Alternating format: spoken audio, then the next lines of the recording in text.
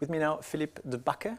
You are Secretary of State in Belgium for social fraud and privacy. Do you have a particular view on what your role should be? I think when it comes to privacy, of course, we have in the European Parliament with the other European institutions, Commission and Council, developed new guidelines, new rules, European rules. We have to implement them now in the different member states, including Belgium. So it will be one of my main concerns to implementing those European rules also in Belgian legislation, and at the same time making sure that Belgium remains at the forefront of fighting for privacy, data protection, also at the European level. So that's two clear messages. But why is it so important to coordinate with other countries in Europe? Well, you see nowadays that when you, for example, talk about cybersecurity or security in general, you really need to coordinate with other countries. You saw, for example, in Belgium after the attacks that some of the attackers came from France, even outside of Europe, and I think also there the Council of Europe can really play an important role, because we have to develop standards, we have to follow the rule of law when we are trying to exchange data between different member states. But when we talk about cybersecurity, what do we actually mean by that? Well, cybersecurity for me means several different things.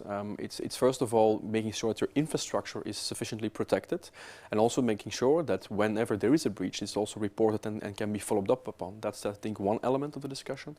The second element is, of course, that in order for citizens to have trust in the system, they have to make sure that if they provide certain data to certain parties, that also that data is protected and the rules are being followed when these data are being treated. So I think those are two fundamental components when we are talking about cybersecurity. Is there something that European countries could do that they're not already doing to improve the security aspects and also the protection of privacy?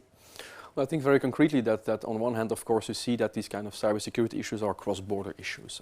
It's no longer one country is under attack. Most of the time, many different countries are involved. So I think international coordination, not only European, but really international coordination, is going to be crucial. So that's one element I think that we should really focus on. Secondly, I think that we really have to be much more aware and raise the awareness level of consumers, of private entities, of corporations, that cybersecurity is an issue. We need to build up our defenses, our infrastructure needs to be reinforced, and I think also there member states, governments can be at the forefront of informing and pushing that agenda. And do you think that Belgium has a particular experience that it can offer to its European partners?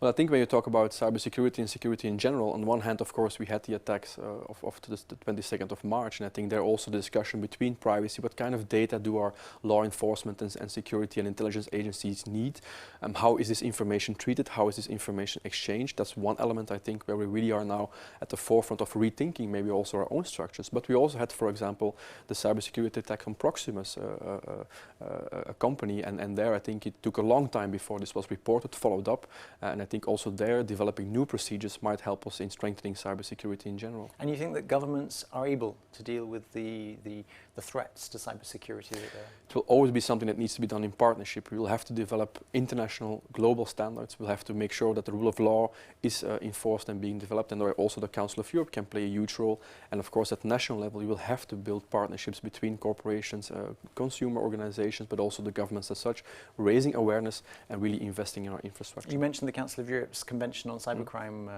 Convention 108, which is currently being updated. If you could point to one important aspect of that modernization of the convention, what would it be for you? Well, I think also there it's really about developing standards and procedures, and that's really something that's going to be crucial over the next couple of weeks, months and years.